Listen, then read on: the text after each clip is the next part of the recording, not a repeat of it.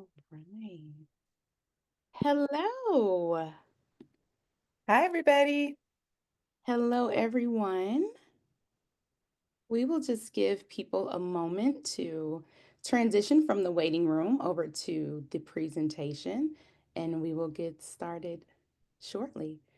Good morning, Wendy, or good afternoon. Good afternoon, my dear Jamie. Such a treat to be with you today. It is such a treat to be with you as well. I am very excited to be able to share this space with you today and all of our attendees. As you know, you guys, we cannot see you, but you can see us. Hi, Tammy. Hi, Michelle. We're getting love. Hi, you guys. See you in the chat. Mwah.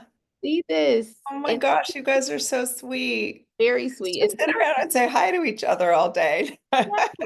And now, since we're talking about the chat, I'll go ahead and just share that the chat will be open. So if you have questions, comments, please do not be shy. Please share those things with us in the chat as we will love to hear from you. Hello, Priscilla. Hi, Alex. So many names that I have not What seen. a Oh my lovely goodness. welcome to this morning, you all. Hi, Kath, Jennifer. Oh my gosh, you guys are touching me so much with your kind hellos. You know, this is the What hottest a ticket in town. what a warm, what a warm experience. So with that being said, I will go ahead and start the presentation. Again, I just want to look at the chat and see everybody. Hi, oh everybody. my goodness. Welcome, I'm everybody. overwhelmed with warmth right now. Thank you guys. Thank you so much. My name is Jamie Singletary, and I am the Director of Clinical Brand Development for Within Health. And it is my pleasure and my honor to be here with my friend, my colleague, the co-founder um, of Within Health, Dr. Wendy Oliver-Pyatt. I could go on and on about her accolades and just her contributions and the footprint that she has made in the eating disorder community, but then that would be the presentation. So I will not do that today, but I will go ahead and just welcome everyone again officially to Unraveling the Intersectionality of Stigma and Trauma on Eating Disorders in Marginalized Communities. So, Wendy and I will be talking about this today. And as I mentioned, the chat is open. If you have any concerns regarding technical support, please contact CEGO as they will be your best contact to work through any technical issues. If there are issues pertaining to your CE certificate, please email me and I will be happy to assist you with that. If you have any questions as it pertains to needing to change devices, don't worry about that. We will be sure that you get the credit. Also, in your CEGO dashboard, we have attached a handout that will be accompanying this presentation. We will not be sharing the slides, but we do have a handout for you and we will have a recording of today's presentation. So without further ado, we will go ahead and get started. The true measure of any society can be found in how it treats its most vulnerable members. And I think it's important for us to start with a quote of this nature from someone as powerful as Gandhi, because I believe that it truly sets the stage for this conversation. And it really gives us an opportunity to think about and reflect how we treat one another and how that can impact the treatment process. Mhm. And there's no time like now to really be thinking about it, I think, in our society. So, I agree. And I think when we were coming up with this talk, Wendy, it was very important to us. We wanted to make sure that we had the best intentions and that we really took our time to address significant subject matter that I think is the perfect time. We are definitely living where the world is feeling a lot of emotions, right? We have just recently had a transition in power in our government, and there are feelings and emotions around that. And so, what better time than now to discuss how we can bridge those gaps and help those individuals that are feeling like they're not seen and they're not heard to be recognized. This topic is very personal to me because I enjoy being someone that can be a voice for those that are not in certain rooms and being able to educate and spread love and eradicate some of the mhm. stereotypes and stigmas that I think are associated with eating disorders, especially for those in marginalized communities and BIPOC communities. Yes. And one of the things we talked about when we decided to do this talk together was the timing. And we did think that this might be the right time. And all of our worries and concerns certainly have been found to be true. I know that we won't be able to touch on every single area of intersectionality, and so we'll not be able to do that in this limited time.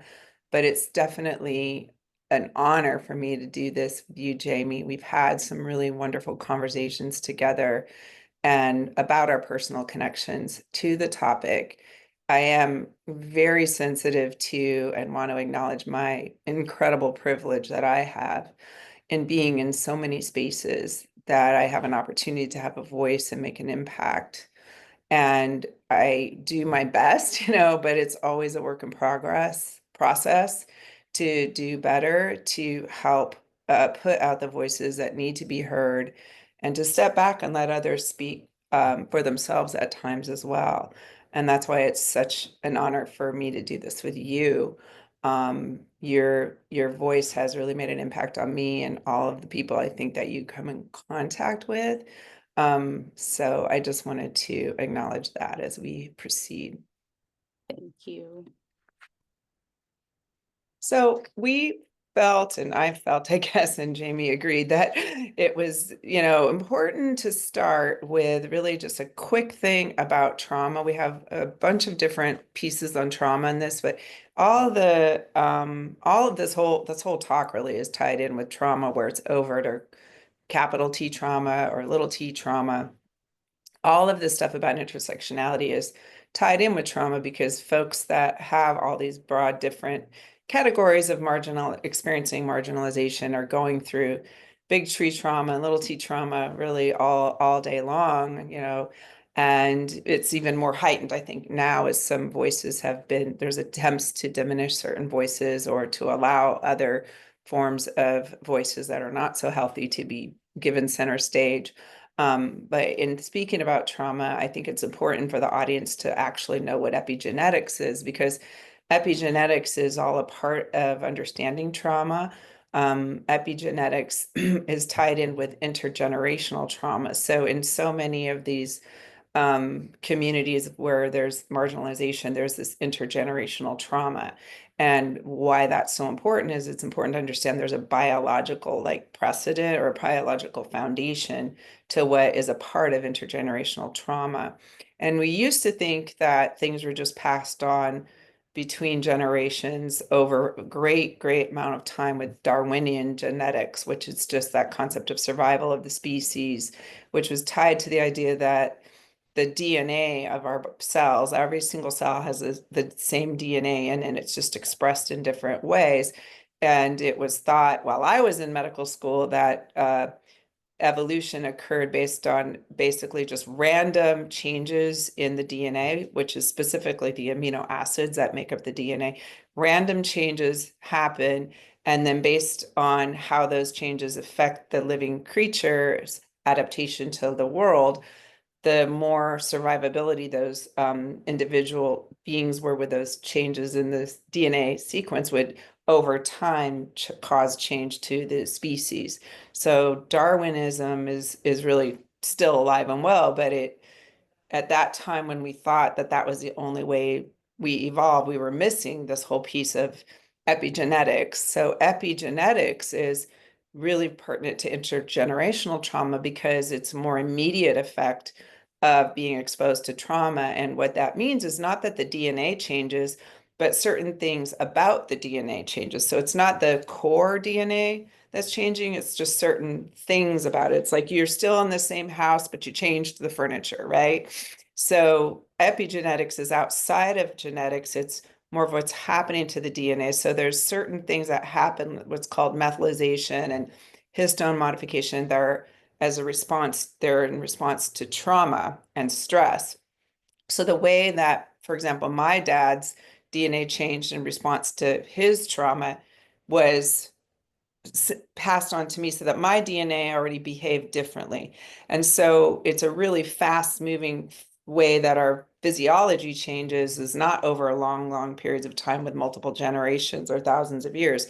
It's one generation to the next. So in marginalized communities, you can be sure that your ancestors experienced trauma if they were marginalized in some way, shape, or form. So those DNA changes are inherent in our current generation. So when other traumatic things happen, like the pandemic and things like that, people's DNA was already changed or primed for these adaptations to stress. So you see higher rates of trauma and depression post-pandemic in certain populations, for example. So it's a really quick way that the body changes in response to trauma. It's a newer understanding that was not what I was taught when I was in medical school.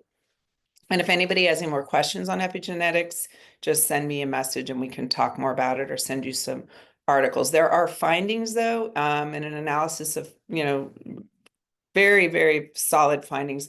Analysis of 14,000 genes in the PTSD sufferers found that there were, compared to people without PTSD, those with PTSD were 6 to 7 times more likely to have these changes in their genes. So the exposure to PTSD means the genes actually were changed. And a lot of these gene changes had to do with a heightened immune system, which makes a lot of sense.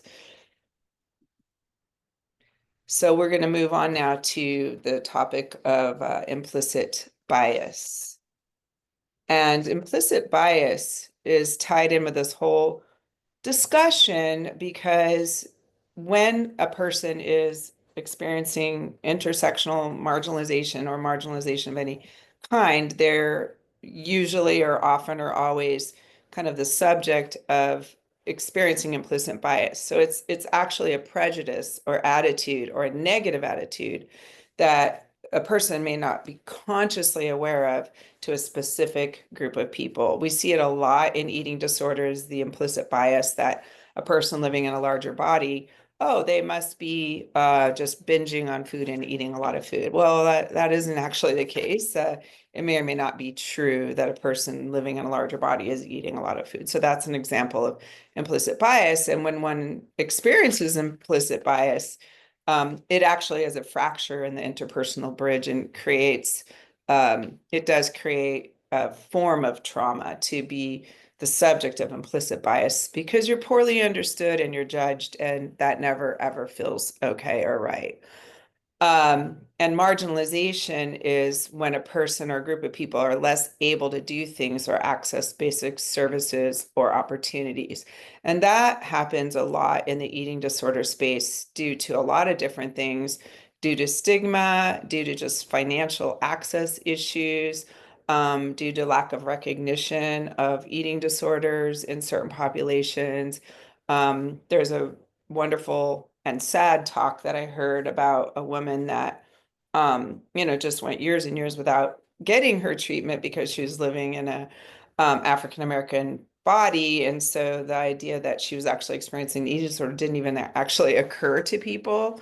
And so it is a really upsetting, disturbing, painful experience to be the subject of social marginalization. In fact, I would say that people with eating disorders, like all of us, want love and connection, right? We want to love and be loved, um, and be accepted for who we are at our core. These are just aspects of our essence that are kind of ubiquitous to all human beings.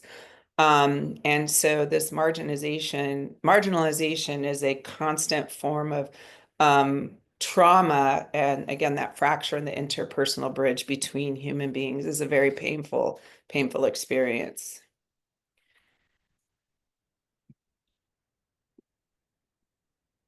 And so the happenings when a person, experiences marginalization, we talked about the reduced recognition, delayed diagnosis, and lower self-esteem from that. We develop our identity and our self-esteem oftentimes through these interpersonal experiences. We sort of ingest, if you will, the way that we're treated, the images that we see, and the way that we're treated, and things that people say to us tie into how we see ourselves. But as a very, I mean, that's basically Kohut self-psychology, right? That we are a byproduct of how we're treated and how people see us and what they say to us, right? It's what we see, what the people say, and how they treat us, these images and experiences. do affect our self-esteem. And so these pieces of a person's day-to-day life of being treated less than or not included are really can really erode a person's self-esteem. And I think that people that are in marginalized experiences, um, I think of folks as heroic that can survive that constant badgering, whether it's overt or covert. Sometimes covert is even worse because it's hard to put a handle on. It's hard to wrap your head around, like, oh, this is actually really happening, you know. But I think of people like they're my heroes, the people that are able to like, and that's what we want to do, help people go on and like recognize their value and their beauty. That's what inspires me every day. And I think bouncing off of what you were saying, Wendy, about the marginalization, I think living in a perpetually toxic, shaming, exclusive environment can cultivate poor self esteem and make marginalized individuals vulnerable to developing eating disorders, right? So when we look at the intersectionality of marginalized populations and eating disorders, I think it's important for us to look at the environment. A lot of the times we often hear our clients speak of treatment trauma, right? Looking at that PTSD, looking at the experiences that they've had in programming that were not helpful and very much more exaggerating the symptoms that they came in with. And some of those things are because they are in environments or in programmings where they're feeling more and more marginalized versus being included, which I think is something very important that we share at Within, right? We are often saying we are bringing the treatment into the environment that they're in the most, which is their home, and being Yeah. very intentional with creating programming and creating spaces for marginalized individuals to feel seen and included. Yes.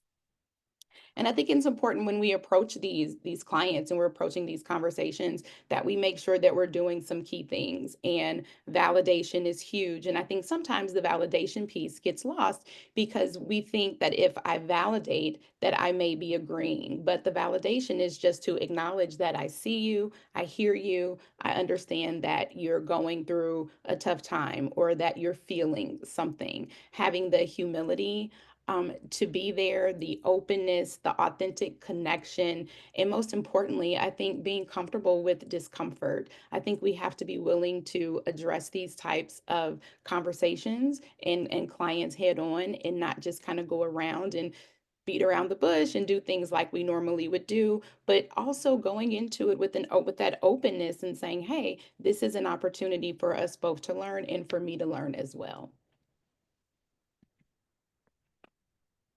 So the impacts of trauma are so far-reaching, and it's, you know, it is something that I talk about in one of my talks called it's Breakthroughs in Treatment, which is that there was a time in our treatment field then trauma wasn't supposed to be addressed in treatment, if you can believe that. But the impacts are so far-reaching.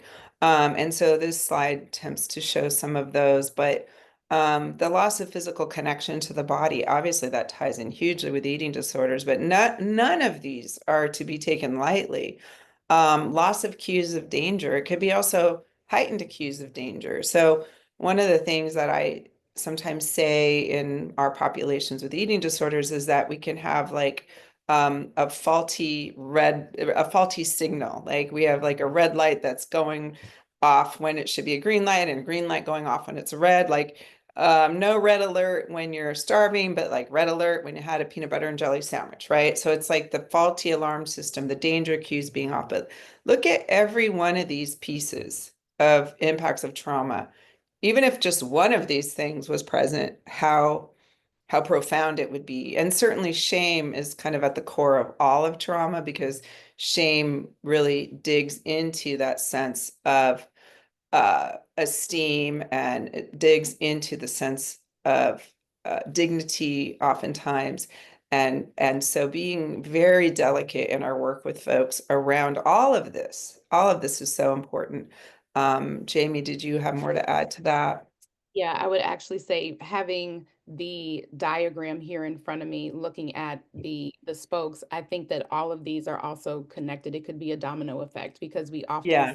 If there's a loss of trust, then I feel shameful because I can't trust. And we Mm, see these things often manifest themselves in mhm. personal relationships and also in the treatment process. I really like the loss of sense of self. I think that is something that we hear oftentimes, and all of it results back to the shame and the Yeah. inability to feel comfortable with that discomfort and sharing that openly. Yeah, the one thing I will also just say about that that I think is important with folks with eating disorder is devitalization. Like if we talk about if we look at all of those terms, like devitalization is actually a co-het term from self psychology, and it's sort of tied in with the disconnection with the body and the dissociation. So a lot of our folks are like they're experiencing this sense of devitalization, which is sort of like I equate it to sort of an ant and an ant colony. Like the queen ant is like giving out the marching orders, and all the other ants are just marching, marching, marching. And the person is like sort of experiencing this existing without living, like, and that's what the term devitalization kind of gets to.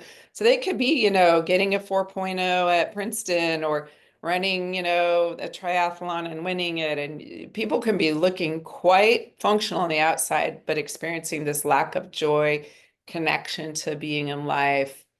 Again, that term devitalization, I think is such a beautiful term that describes a very painful experience. And a lot of what we're doing in our treatment programs and therapists, and whether you're a therapist, dietitian, psychiatrist, whatever, you're helping somebody come back to a sense of connectivity to life. And eating is a part of being connected to life. And it's our relationship and our connection and our affirmation and our safe spaces that are allowing this process to happen, and being so aware of how folks in marginalized experience have all the other layers that we're talking about here, is so, so very important. And putting ourselves in the shoes of others, that's really where empathy comes from. And it's the empathy attuned connection, is really the fuel of good treatment.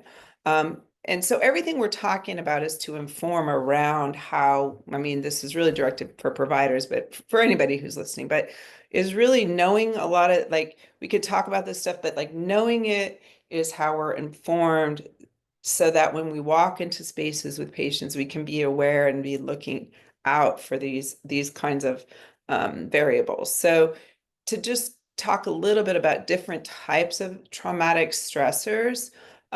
This ties back into racism specifically, but it could be any kind of ism, right? But the direct trauma of those um, that are living in a society of structural racism is a direct traumatic stressor, direct. Whereas systemic racism can also bring about this vicarious trauma, where it might not be something that you see in front of you, but it's the after effect is still, it's sort of the passing it down, like it might not be in front of you, but it's still there. And then the other piece of it that we talked about a little bit with epigenetics, but it also can be psychosocial and behavioral with those people around us who've been through trauma. So it's a biopsychosocial phenomenon where the traumatic stress is passed from one generation onto the next. And if I could add on to Mhm. that third point, Wendy, I think it's Yeah. also important to share how this also impacts the mental health community. When we think about marginalized populations and the relationship with healthcare and the trust with the healthcare system, it's fractured, right? Yeah. Within, my family origin, I was taught very early on from elders in my family about the Tuskegee experiment, Mhm. and the reluctancy of what that put on my family in terms of trusting and going to the doctor and receiving Yeah. adequate care, looking at mortality rates, right? In certain ethnic groups, we find that Yeah. African American women have the highest mortality rate when it comes to childbirth. And Yes. those are very scary, Hmm. scary statistics. And so I think when we think about the stressors and we think about the trauma, that can be very traumatic, for someone in a marginalized population to go in an environment where you need to be able to trust someone with your health, but yet you don't feel that you can do that based on things that have happened in your generations prior to yours. So thought that was. And that's powerful. And the thing is it's true, it's real. I mean, the thing about African Americans' mortality rate in childbirth is it goes beyond just childbirth. I mean, it's just even going into an emergency room and being taken seriously. And we can go on and on about that. This slide just really kind of helps us think about, when a person is, we're with a person that's experiencing classism, sexism, and racism, right? Which is not uncommon in our populations of the folks that we work on. This all has intergenerational transmission, and certainly we can expect trauma responses to show up in a variety of different ways in our relationships. And this is also, we talk a little bit trauma later on here, but these kind of experiences can bring about what's also called CPTSD. So it's not necessarily like, oh, there was a car accident, right? I'm so glad that CPTSD now has space in our language. It's not in the DSM, it's in the ICD though. I think it came in into 2018, if I'm not mistaken.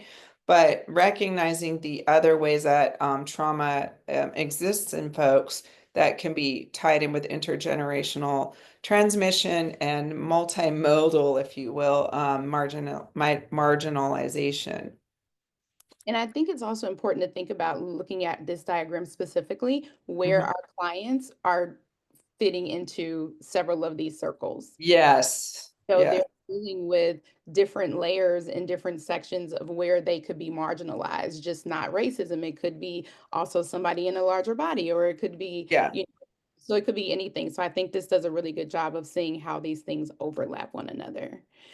Mhm. Looking at examples of marginalized groups, we're looking at size, gender, race, ethnicity, age, and socioeconomic status. These are the typical groups that we have a tendency to put people in. And if you're not in the majorities and you're in the other half of that group, these are typically individuals that will experience the trauma, the stress, everything that we have been talking about. Mhm. I'm just so glad though now that there is really a language for this and it's being spoken so much more about. That's another piece of like what I see as kind of breakthroughs. So anyway. I'm glad you mentioned that too, because as we say the term BIPOC, I don't believe BIPOC was a term that I learned in school. I did not hear BIPOC until literally within like the last, I would say three years, maybe 3 to 4 years at the Yeah. most.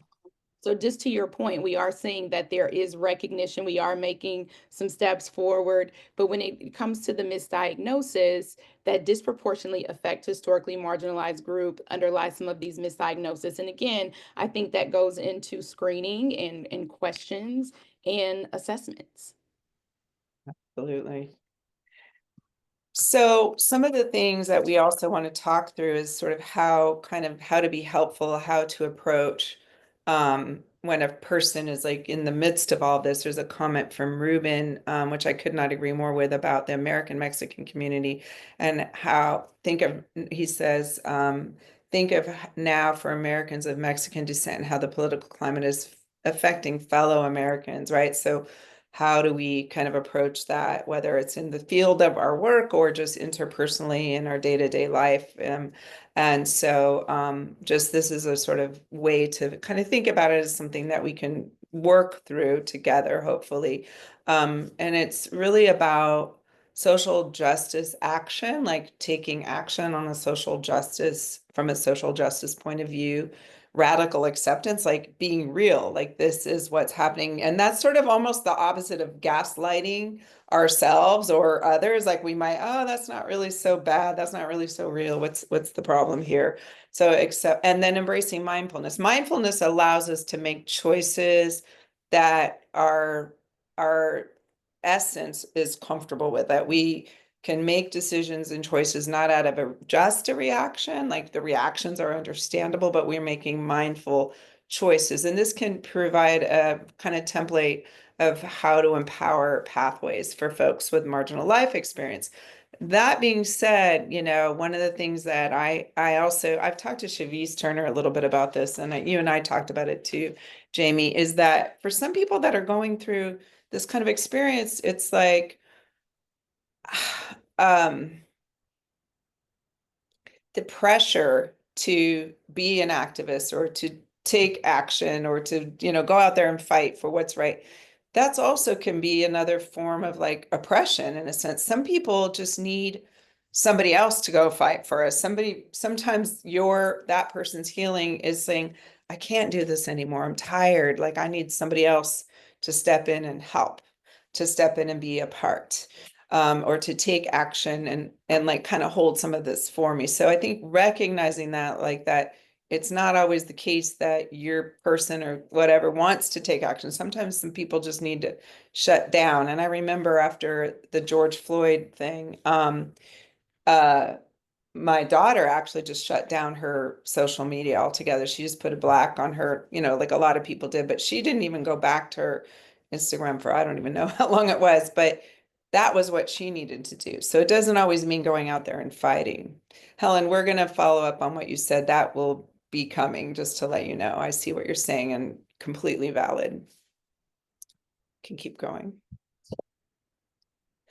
So helping folks who are experiencing marginalization feel empowerment may take a lot of different forms because empowerment might be resting as well. And we also really try to invite connection and belonging and safe spaces for folks. So we think that that's really important. Empowerment can take so many different forms. And it's our job as providers to create the spaces. That's our challenge and what we want to be able to do.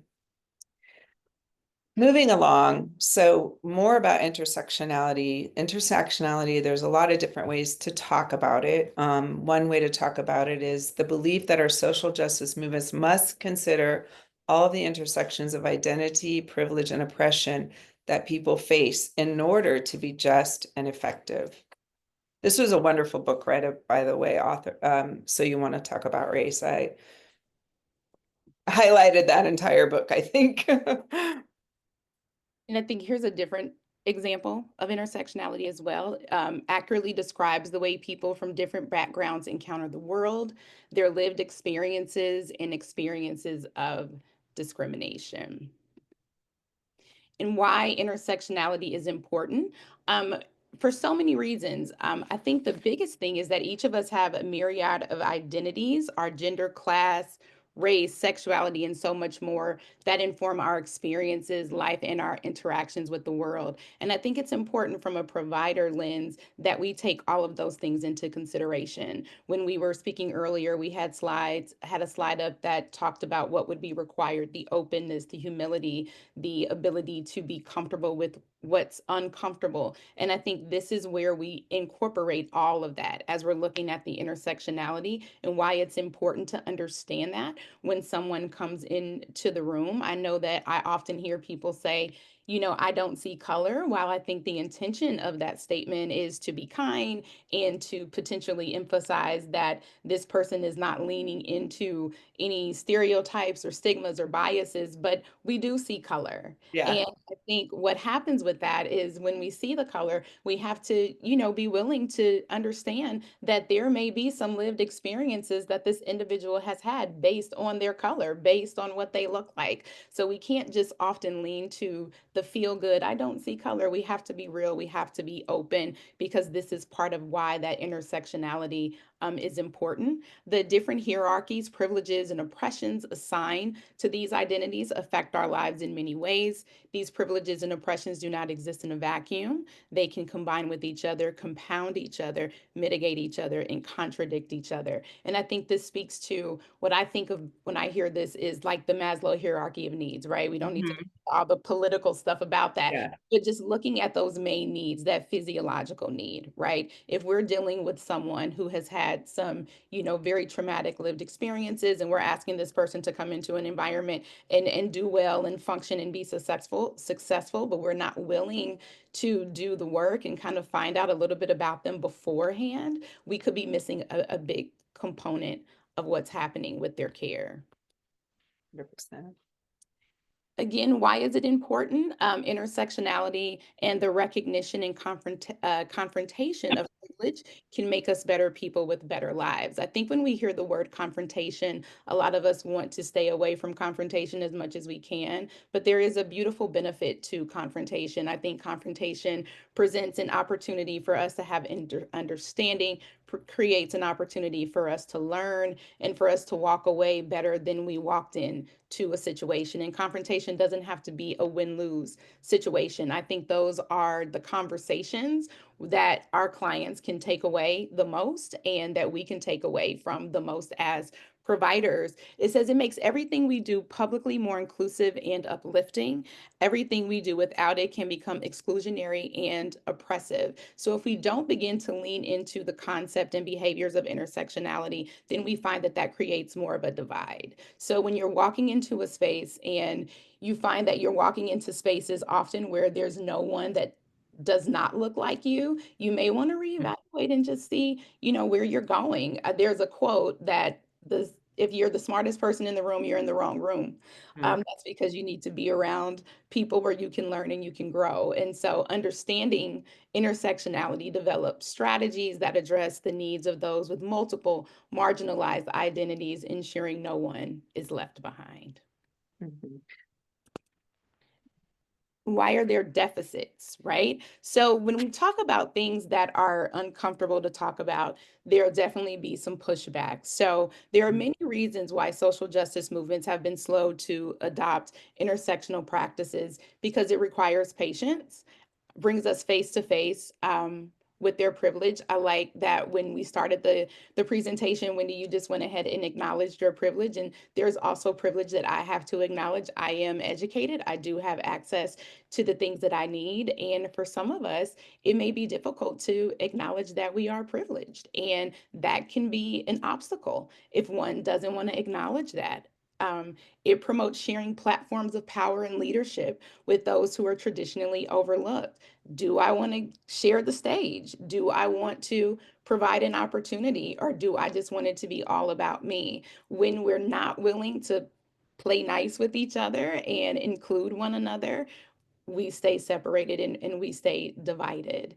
And it creates accountability for people to interact with, listen to, and considers other that they don't usually interact with. So I think the goal that what we're saying is that in order for marginalized communities to not feel so marginalized, we have to interact in a way that is consistent and that is equal across the board.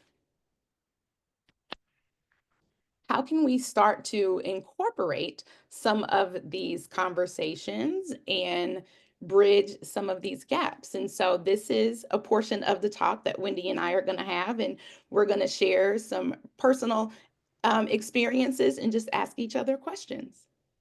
Yeah, we thought it would be interesting. It takes a little vulnerability here, but we thought it'd be interesting to kind of come up with some questions of like, what are the questions that I want to ask Jamie? What are the questions Jamie wants to ask me so that we could understand each better, so that we can, kind of bridge the gaps of the deficits of consideration. So we had a really lovely conversation. I learned more about Jamie. She learned more about me. And these are conversations you can have amongst your staff or amongst family or loved ones, or even potentially with patients. You can start incorporating some of these questions, into your day-to-day practice.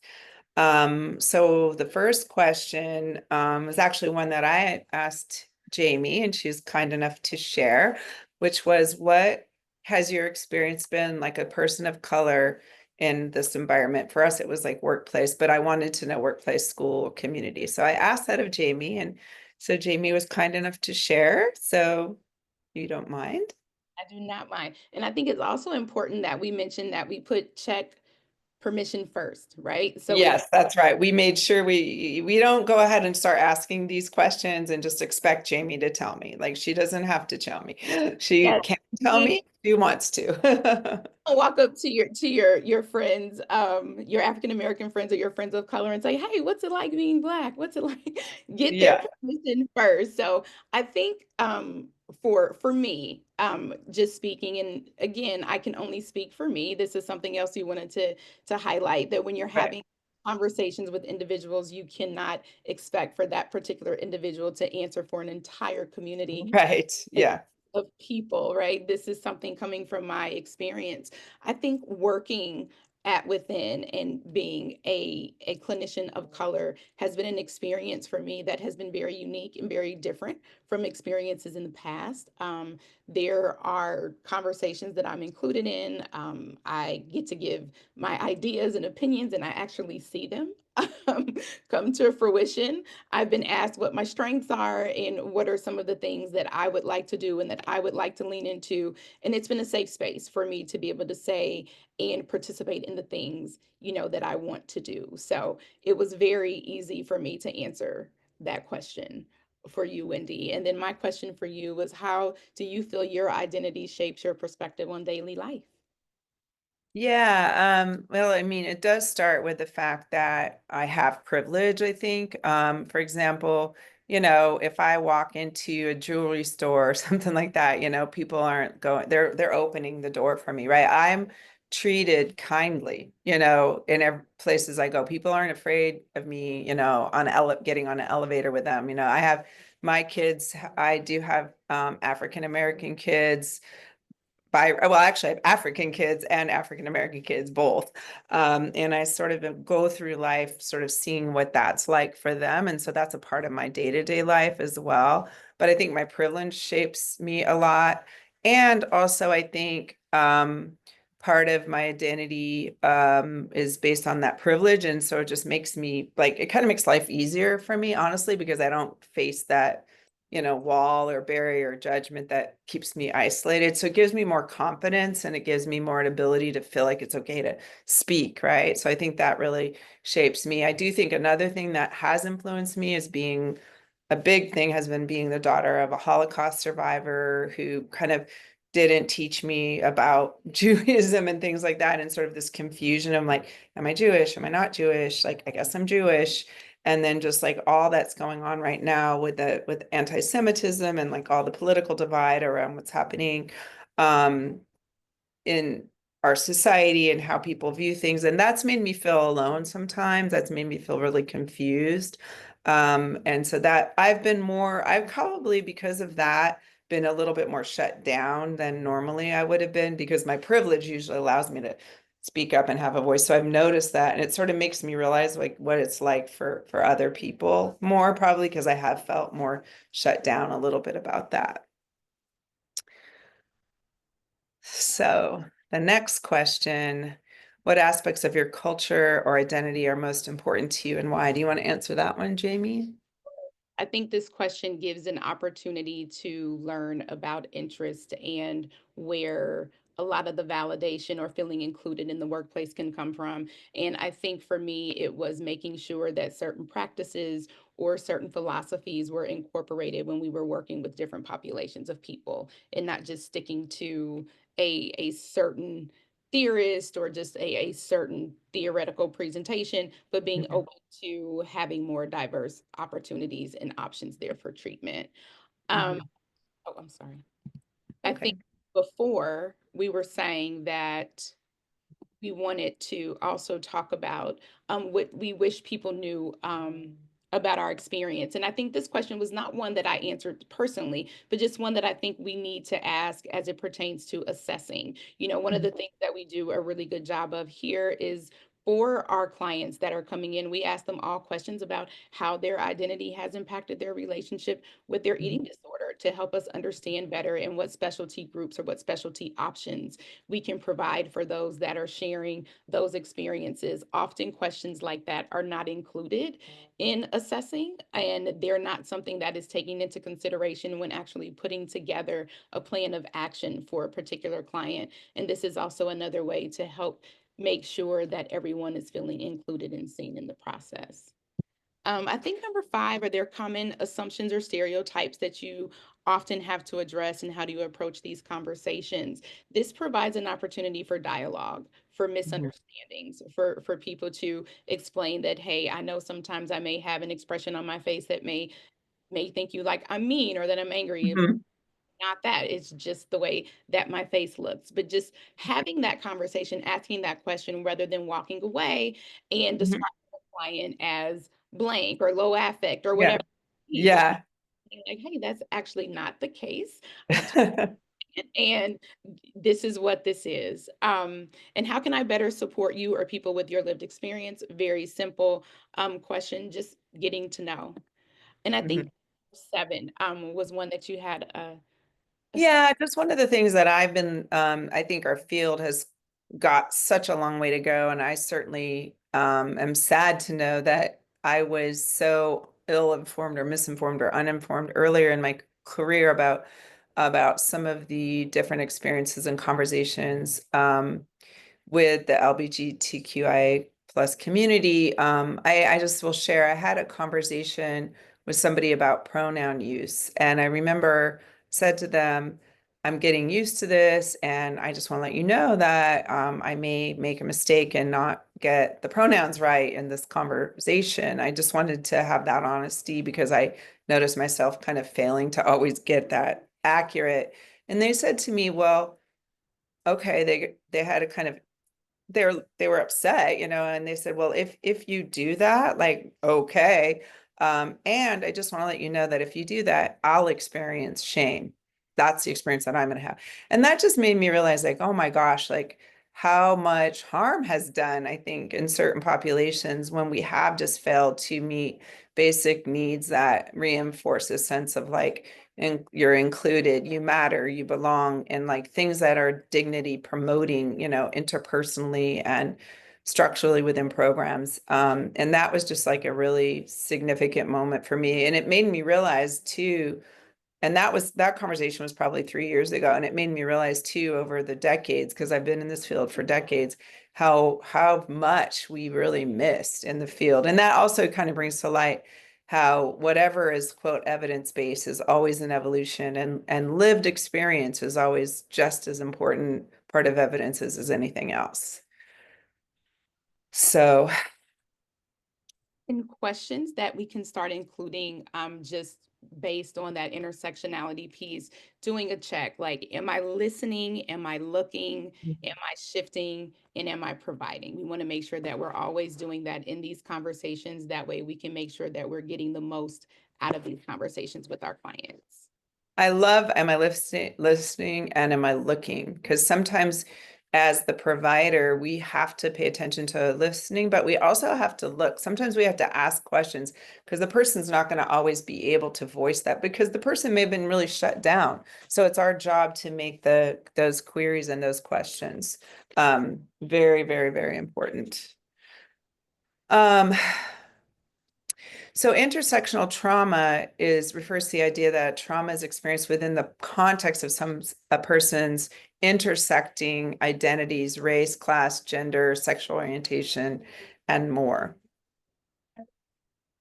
And I think we're going to move through the trauma section quickly just to make sure we give ourselves time for everything. The important point here is we talked already about overt and covert trauma, but there's so many different ways people can experience trauma. I will just mention racism, political divide, and also traumatic events online, which was something that happened, that's happening more and more, and people are seeing traumatic events online. And if you identify with the marginalized group that's experiencing the trauma, those type of events do cause more trauma to the person witnessing that as well. Treatment environments really can be toxic, shaming, and exclusive and recreate the same stigmatizing experience that led to the eating disorder development. I remember being at a project, an alliance event, and one of the women there was talking about how she had a very serious eating disorder, was living in a larger body. And then when she went to treatment, she was put on restrictive diets. So that was a really very, very toxic, shaming, exclusive, and it definitely recreated the stigma that she was already faced with. So that was when treatment was actually iatrogenic and very crazy making for her. And that's something we really want to avoid, and we do avoid that at within. And like whatever bodies a person is in, all our bodies deserve to enjoy food and be adequately nourished.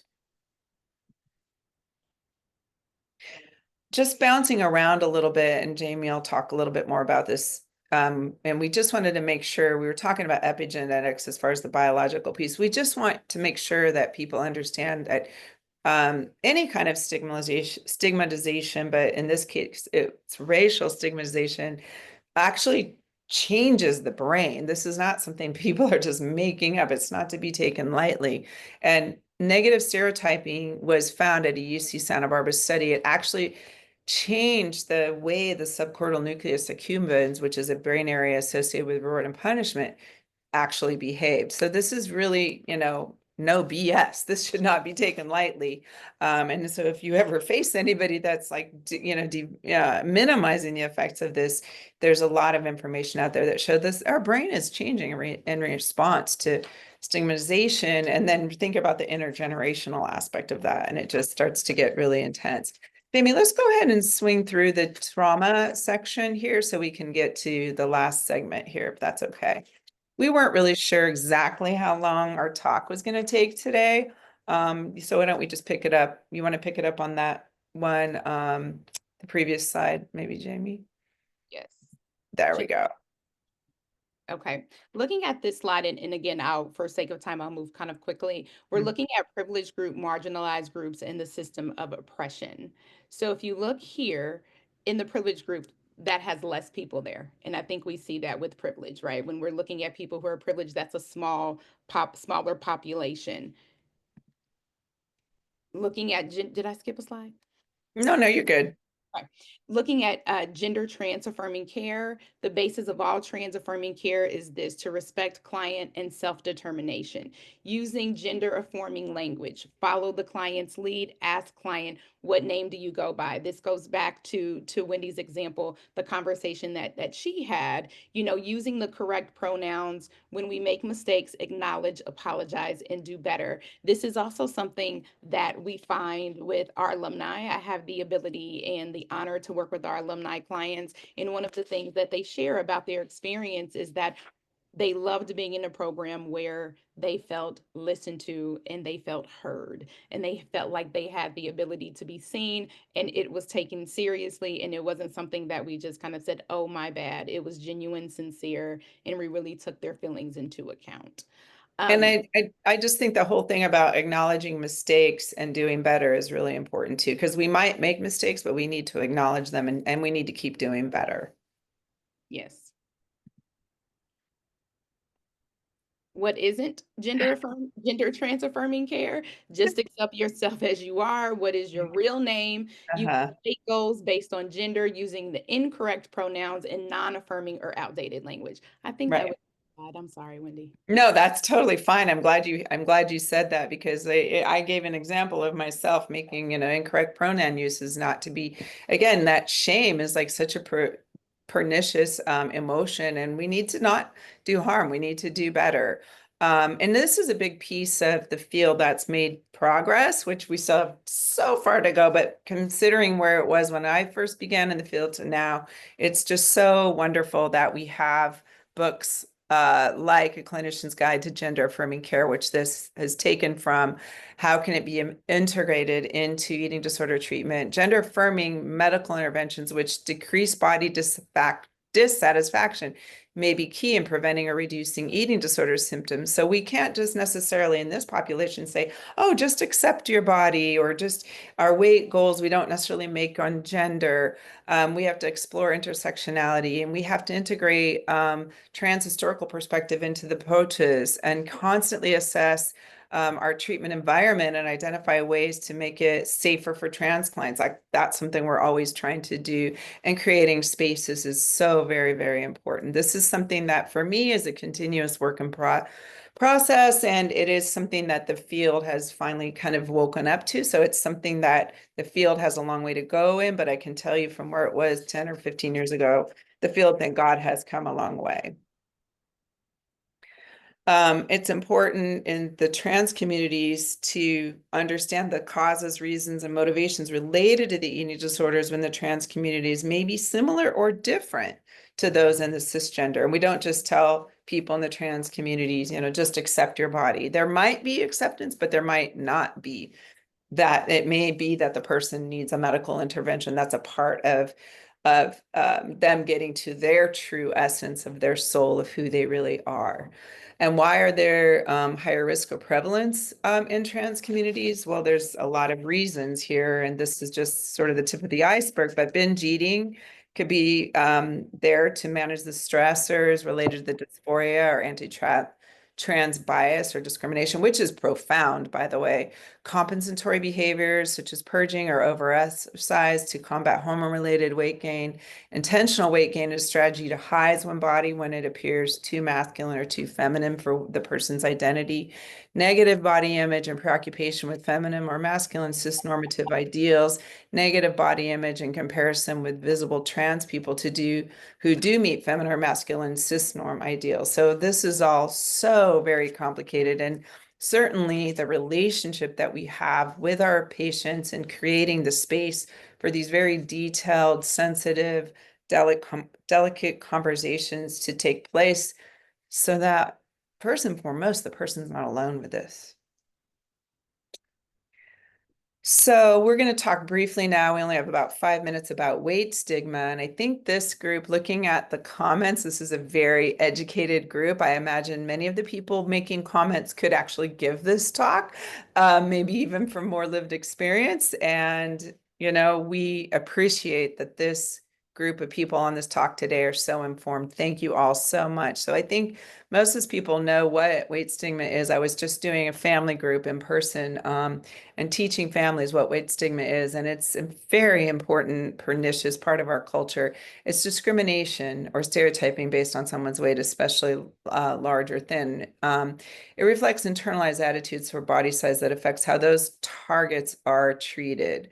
So the stereotypes lead to prejudice, discrimination, and then horribly a devalued social identity. Nobody wants to experience a devalued social identity. And the medical community is really, you can go to the next one, are the number one source of stigmatization. Family is number two, medical community is number one. Go to the next slide. So the cycle of bias and weight cycling is that doctors so often do say painful, harmful things to individuals living in larger bodies.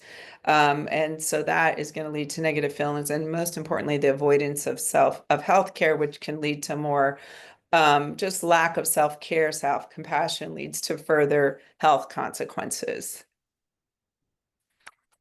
And we all, I think, in this group know how bogus BMI is, but it's important to be informed about this in order to really be able to fight for the needs of folks in larger bodies experiencing marginalization, especially, I think, folks living, for example, in African American bodies, that the BMI chart may have nothing at all to do with. It's nothing more than a person's weight based on height. It has nothing to do with muscle, bone density. And so the body mass index is something that was developed in the 1800s, and it does not measure body fat, nor does it account for sex, ethnicity, muscle mass, or age. And it presupposes also this idea that fat equals unhealthy. Fat is a healthy part of our body and needs to be present. If we don't have enough fat on our body, we're in deep trouble. We're going to have amenorrhea. Our brain's not going to work right. We're going to binge eat, and we're not going to be able to function normally. So the idea that fat is bad is just something we need to get past altogether. Let's skip over to the last section, Jamie, so you can talk more a little bit about BIPOC populations, if that's okay. We Absolutely. can end with that. Looking at trauma in BIPOC populations, okay, racial-based traumatic stress and the mental and emotional injury caused by encounters with racial bias and ethnic discrimination, racism, and hate crimes. For many BIPOC communities, the trauma isn't just a recent personal experience. It is rooted in centuries of colonialism, slavery, food assimilation, genocide, and systemic racism. The trauma has been passed down through generations. I think this is important to highlight because what we're looking at is we're going to be trying to break the stigmas and the stereotypes. So a lot of these messages are deep rooted that have been in families and in communities for many, many years. And when we see that there is a repetition of how a particular group is being treated, this is very traumatic and can make it very difficult for our clients, especially in a treatment environment where we're asking them to be open and asking them to trust, let alone if there's not an environment where they see representation of people that look like them. this is some of the way that the BIPOC population sees things, being an other, right? Being a spectacle, being pressured to represent their entire race or minority group as an individual, not having any representation. Prolonged incidents of racism can lead to symptoms like those of PTSD. Symptoms can look different across different cultural groups. I think it's important here to also mention the concept of double consciousness. This is something that W.E.B. Du Bois spoke about early on, saying that the pressure of having to know everything about the majority of a society, but also wanting to feel the loyalty and commitment to the minority group that you're a part of, and how that can create increased anxiety, not knowing what is too much too soon. You want to be loyal over here, but you don't want to conform too much, but you have to conform to survive. So understanding what that internal struggle may look like Mhm. for your clients that are in marginalized populations. Again, Mhm. looking at misdiagnosis, don't need to go through here, but it just says that improvements in diagnostic technologies, errors and delays in diagnosis continue to pose serious physical and Absolutely. psychological harm. I think when we find that there are populations of people that are not even being screened for certain things, that leaves a whole nother case of how we got here. And I think you'll find that when talking to a lot of clients of color and marginalized populations, they're not getting assessed the same way. Absolutely true. Things that we can do to tackle forms of racism and exclusionary practices: expand funding, train clinicians, promote BIPOC community members, pay attention, focus attention on expanding things and retention, and just being intentional with the way that you market and brand the programming. And just ask, ask what are BIPOC communities' current strategies. Basically, collaborate and be open to work with others. The psychodynamics of racism: personal insecurity, lack of compassion, projection of flaws, poor mental health, hatred and fear, and factors that contribute to racism, privilege. We've mentioned some of these, so I'll keep going. But this is Mhm. very important, Wendy. I think we do this all the time, just checking your Mhm. privilege. And based on addressing the framework developed here by Pamela Hayes at McLean Hospital, created a group therapy protocol for a self assessment. And so this is a really cool way to make sure that you're addressing things in a helpful manner. And again, anti racism is the commitment to fight racism wherever you find it, including in yourself. And what can allies do? Reflect, acknowledge, show, and believe them. Believe them. Absolutely. Yeah. And in closing, our vision is for the eating disorder treatment experience to evolve into a warm and welcoming environment where all who wish to can find healing. You all so much. We had a lot to get through in a short period of time. What a joy it is to work with you, Jamie, and to share the space with you speaking today. I've seen so many interesting comments. I thank you all so very, very much for your comments about weight stigma, and it is prevalent still in our culture to use BMI. And I think Ruben sent in a really interesting agent of change document. We appreciate you all so much. Helen, amazing comments here. The comments have been amazing. I've been trying to track them. Thank you all very much for being with us today. Thank you guys. And again, please feel free to email me directly in the event you have any issues pertaining your CE certificate. And if there were any technical issues, we will be sure to make sure that you get everything you need. Please stay tuned and follow us on all of our social media platforms so that you will be informed on our next presentation. We will not be doing one in February, as our wonderful team will be heading to California for the IADEP Symposium. So if you are going, please visit our booth and check them out. But again, stay tuned for our next Oh my gosh. I just want to say some of the comments are so amazing. Drew Barber, thanks, Jamie. The presentation was informative. I can recall working for a treatment center that would not admit a Black woman to the eating disorder unit because of their bigger body types. We have come a long way. That's horrifying. And we've come a long way.